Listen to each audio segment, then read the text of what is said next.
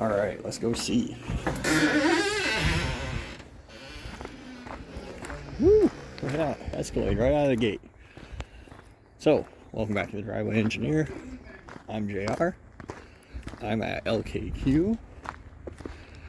I'm gonna go see what I can see real quick.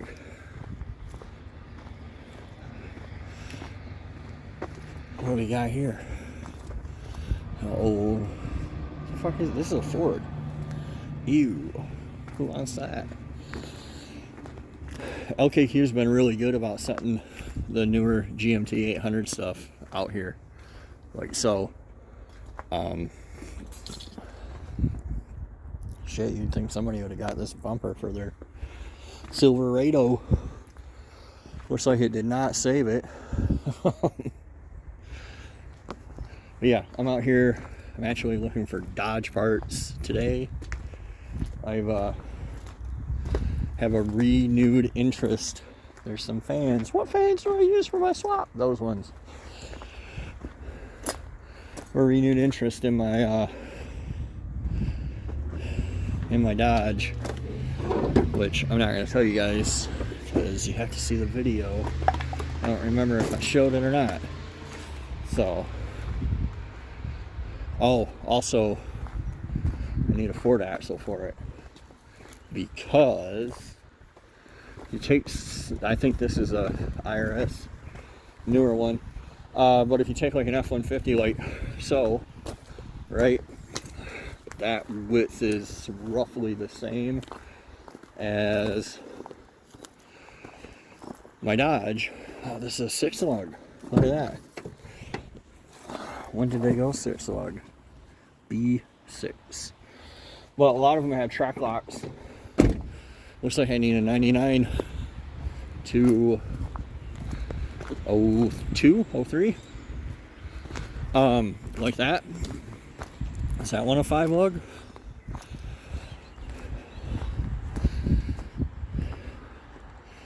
Is that a fucking 5-lug or not? I can't count all of a sudden.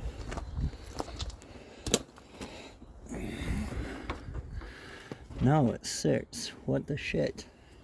I would have swore my Expedition axle was a 5-lug. That's a 5-lug. 2, 4, 5. Alright, we're counting. So the width on this is, you know, full-size truck width. And then a bunch of them have track locks if you didn't spray bed liner over your code. And it's just my favorite junkyard axle right now. Like, I just throw some new purchase on them and I use them. And I like them. So, I'm sure that my Dodge has like a peg leg, you know, 321, 273, some high-ass axle ratio. But these Fords, these Mexican body style Fords, just clog up the junkyard currently. Been through the ditch. A little bit too much Bud Light. And now it's going to transition into a Kia. So H9, that's a track lock. I don't know what the actual ratio is off the top of my head, but this is a 9 3/4 inch, just like my C10. And this is the bolt pattern of my Dodge. So that is a 9 3/4, so it's going to have the bigger brakes. If you find a 8.8, it'll have smaller brakes, and I can still use 15-inch wheels on the Dodge. One of the downsides of having the bigger axle on Darrell is this required me to have bigger wheels that I don't really want. That's an 8.8, so that'll have smaller brakes. But yeah, they all have track locks. Track locks are pretty robust in terms of, well, they don't all have track locks, but B6, a lot of them have track locks, and they're pretty robust. They don't really break or anything. Here's some flex injectors. Well, probably not. Somebody probably already got it. Nope, they're there. Those are 55 pounds an hour, I think. New body style. Ooh. Somebody did not want a page 80 Byrider for their 6.7. Mysterious fire. But yeah, so there's two things. Well, there's three things that I want. Don't really need. But what? Look at them sick moto medals. One is a 355, 373 axle. One is a two-wheel drive 727 I can rob parts off of, and one is a step side bed, which I'm extremely unlikely to find, but I'll still give it a whirl. And then it looks like in 04 they went to 6-lug, so I guess I could probably use these axles by pulling the other axle shafts and blah blah blah, but I don't really feel like doing all that, so I won't. Let me go watch some more and see what else I can see, guys. So I know with my talk about axles, some of you are like, why don't you just use an Explorer 8.8? And some of you are already familiar, but the short answer is that's not full-size truck width. Number one, it's quite a bit shorter. I think they're 58 inches and my C10 is 62. So I don't know what the D100 is, but probably really similar, I would assume. And it doesn't have the right bolt pattern on it. So, and yes, you can cut it up and put a long side shaft in. I'm not going to do that. Like, I would rather just have one that bolts in. Well, not bolt in, but I can put purchase on it and send it on its way. So, see what else we got out here. I always cruise through the import side to see what I can see in terms of diesels or whatever. I will say this, I'm at LKQ, and a lot of people have commented, and correctly so, that their prices are pretty high lately. I mean, I guess, you know, for me that's kind of always been the case, even when I was paying. There's a perfectly good, no, that's a pulse width modulated fan, never mind. There's some good fans. It's a fair point to say that their prices are high, I guess. It depends. Like, to me, it was never worth paying like $250 to go pull a 5.3 and then spend 2 weeks arguing and answering, is this available on Marketplace, just to get $400 or $500 for it.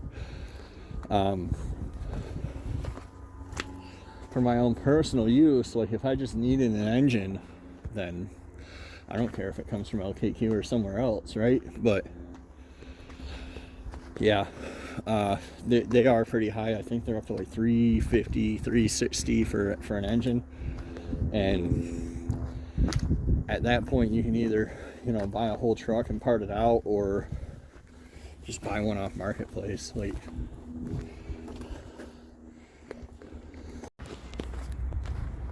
but yeah, there's no real reason not to, you know, just buy a complete unit off Marketplace if you're paying more than $300 to pull it, unless it's something, you know, that would go for more than that. I don't do it for profit usually. Like, sometimes I'll do it to show you guys and then I'll sell it, but like, trying to make a living it's not worth the hassle to me. But I also don't get like hung up on I have to have a 6.0. The only reason I have one is because I came across it and I'm like, I'll take it. Or like the one that I found here that was in the dumpster, you know, $100, I'll take it. But it's not really a huge power difference. Like, if you're just some guy out there doing burnouts, it doesn't matter. You come out here and get anyone, or pick it up off Marketplace. It's always fun to spend a day in the junkyard, but like, I guarantee you that got cut out so some guy could go sell it, which there's nothing wrong with that. I'm not mad, but you don't have to have a 6-liter, you know, you just don't. Modular motor. I guess we should take a look in the dumpster. You never know what fun is in here. There's just always a 4L60. I've heard they're great when they're built right. You know, built right. Level 7, $9,000. Should do that. There's a lot of GMT 800s out here. Huh. I wouldn't walk across the street to get one for free. Whatever. All right, folks, I'm gonna there's some more perfectly acceptable junkyard fans. All right, I'm gonna get out of here. I got work to do. So thanks for watching, guys. I'll see you next time on The Driveway Engineer.